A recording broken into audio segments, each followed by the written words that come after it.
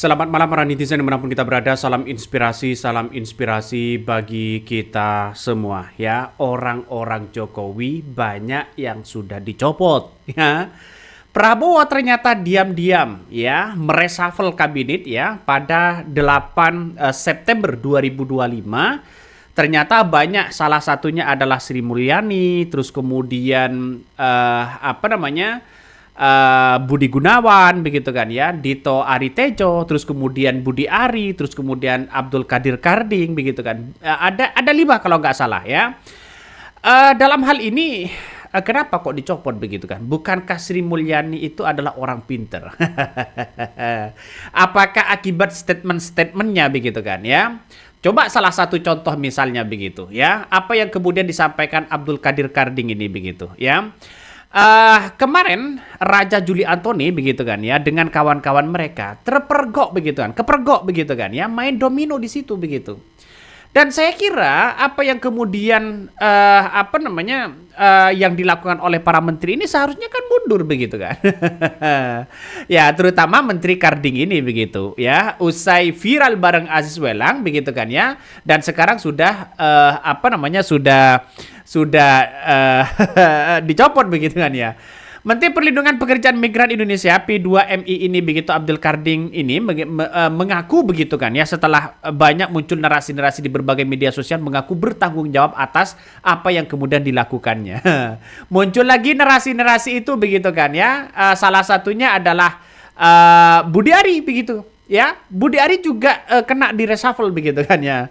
Ini sangat-sangat statement-statementnya sudah jelas begitu kan ya. Sudah loyalitasnya sudah kepada Prabowo begitu. Tapi masih ada sisa-sisa kepada Jokowi begitu kan ya.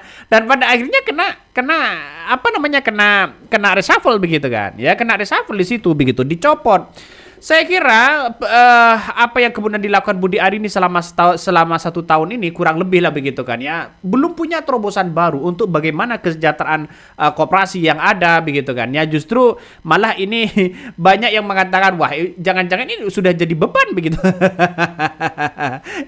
Sudah jadi beban dan sebagainya begitu. Muncul lagi narasi-narasi sekarang ini ya, Menpora Deto begitu kan, resmi juga diganti, dicopot, di-reshuffle. Apa ya yang selama ini terobosan baru ya kinerja dari Dito itu begitu kan? Pernah dengar nggak? Kalau dulu begitu kan, ketika di zaman Jokowi begitu, ada orang yang mengembalikan uang berapa miliar di situ. Ya pernah dengar gitu kan ya?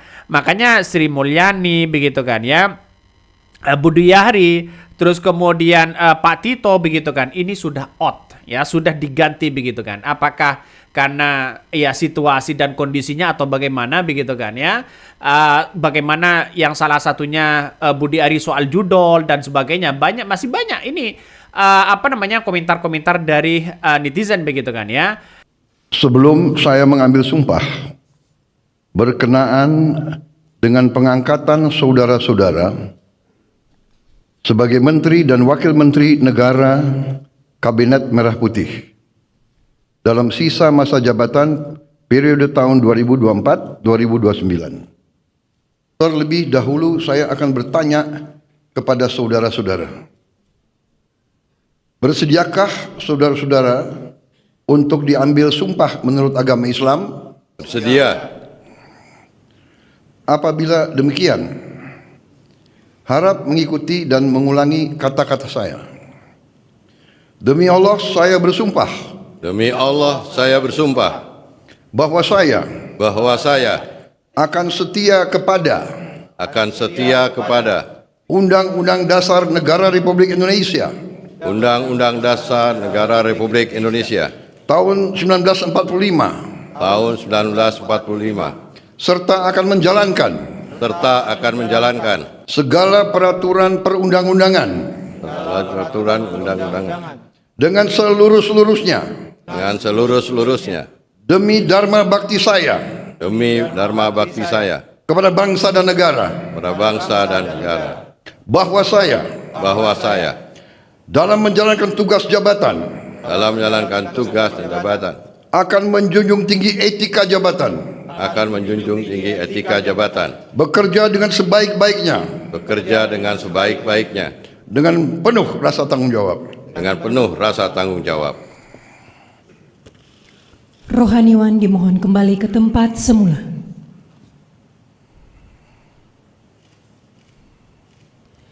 Persiapan penandatanganan berita acara. Kepada Menteri Keuangan dimohon menuju meja penandatanganan. Kepada yang terhormat Presiden Republik Indonesia dimohon berkenan menuju meja penandatanganan. Penandatanganan berita acara. 1. Menteri Keuangan.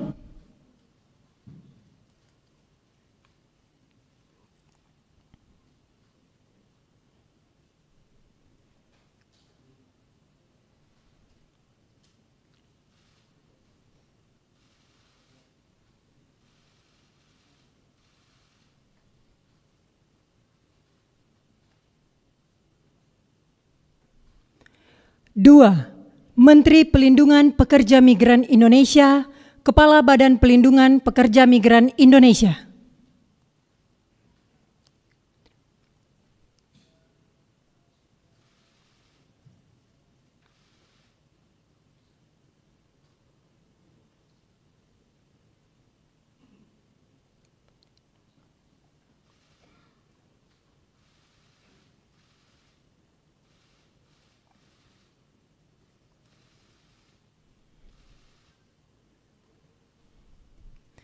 Tiga, Menteri Koperasi.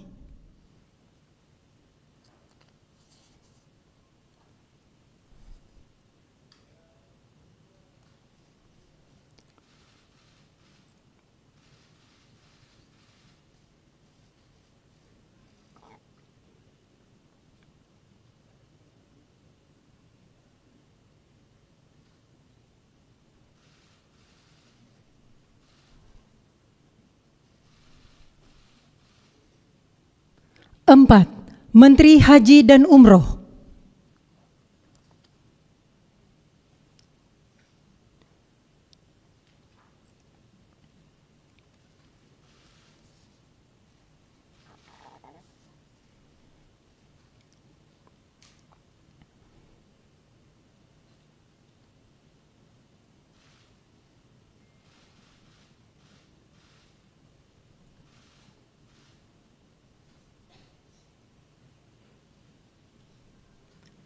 Kepada yang terhormat Presiden Republik Indonesia dimohon berkenan kembali ke tempat semula.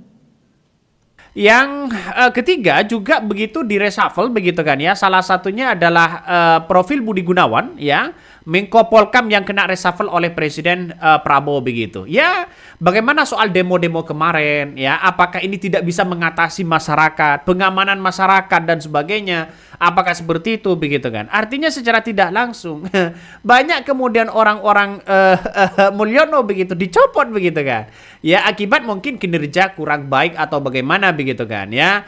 Jadi artinya apa? Artinya sudah banyak netizen yang kemudian melihat bahwa bagaimana reshuffle kabinet ini ya yang kemudian dilakukan oleh Prabowo ini langkah yang baik. Sri Mulyani out diganti oleh Purbaya Yudi Sadewa. Terus kemudian Abdul Qadir Karding begitu kan juga out diganti oleh Mohtarudin. Juga kemudian Budiari juga diganti oleh Ferry begitu, dan kemudian Dito ini sama Budi Gunawan ini masih belum ada penggantinya. Dan sekarang kita lihat saja siapa pengganti dari mereka.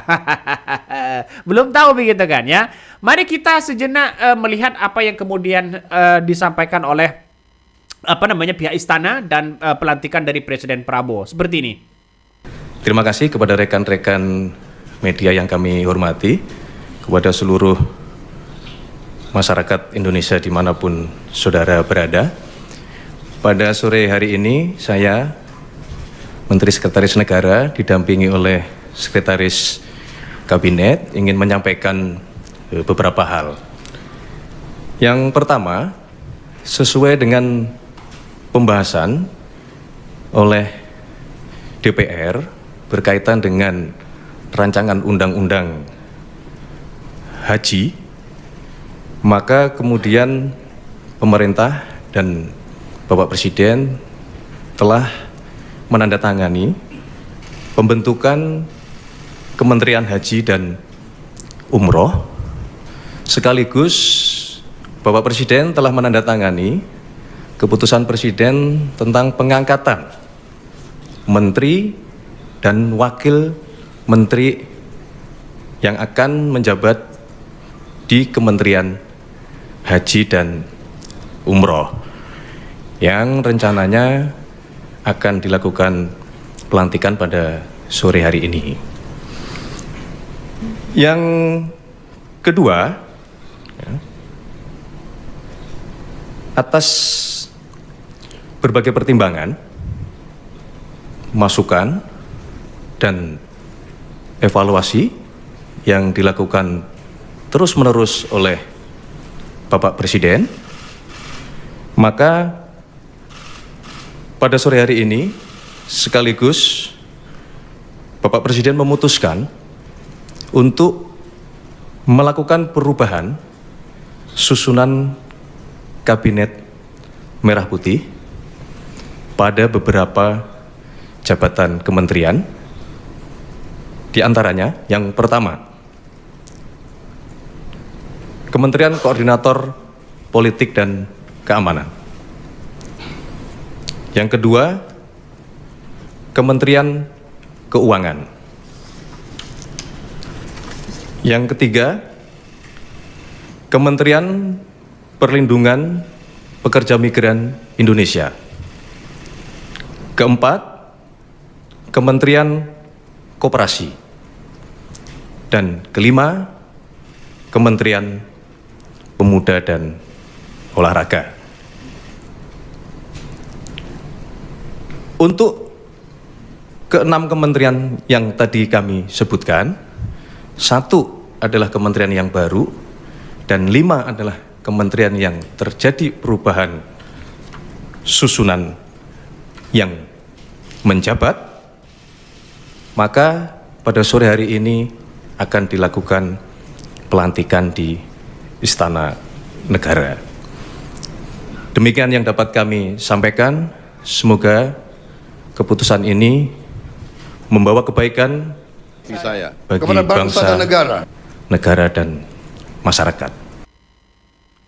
Itulah tadi apa yang disampaikan oleh Sekretaris Negara begitu kan ya, Istana, dan juga pelantikan dari menteri-menteri terbaru begitu. Semoga ini menjadi membawa kepemimpinan yang begitu kuat, terus kemudian bisa mengatasi masalah-masalah soal bagaimana soal judol, ya, soal pemuda dan olahraga, ya, timnas dan sebagainya begitu kan ya. Terus kemudian bagaimana pengamanan untuk demonstrasi yang begitu kan, ya, yang saya kira bahwa ini dianggap sebuah kegagalan begitu kan ya. Dan bahkan bagaimana soal koperasi dan sebagainya, ini salah satunya adalah melihat bahwa potensi untuk sekarang ini ya sangat tepat sekali Presiden Prabowo untuk mereshuffle itu begitu kan. Coba kita baca komentar-komentar netizen ini. Kebanyakan menteri haji dan umroh segala dikasih menteri plus wakil lagi. Ini sudah diganti begitu kan ya. Menko Polkam ya gantinya Jenderal Gatot, Menpora gantinya Sandiaga Uno, Mendagri gantinya Anies. Wah, bukan soal itu begitu kan. Jadi artinya apa? Artinya secara tidak langsung bagi kami siapapun yang diganti begitu harus penggantinya lebih baik, seperti Sri Mulyani Keuangan misalnya begitu kan ya. Ini salah satunya Karding menjelaskan dan pertemuan kerukunan keluarga ya. Soal bagaimana dia viral dan sebagainya begitu kan ya, ini banyak sekali begitu. Salah satunya banyak yang mengatakan wah jangan-jangan inilah orang-orang Mulyono begitu. Orang-orang banyak Jokowi banyak yang kemudian di reshuffle begitu. Ya, kalau tidak bisa bekerja silakan begitu kan ya. Dan sekarang kita lihat saja banyak demo-demo sekarang ini begitu kan ya. Kabarnya untuk renovasi seluruh yang dihancurkan oleh pihak-pihak atau oknum-oknum tertentu begitu kan mencapai ratusan miliar dan sebagainya begitu untuk merenovasi seluruh yang kemudian dibakar begitu. Akibat apakah ini pengamanannya biasa-biasa aja atau bagaimana begitu kan ya. Oke, mungkin itu yang kami sampaikan ya. Tonton terus di channel Hodari Podcast Rakyat ini, jangan lupa di subscribe.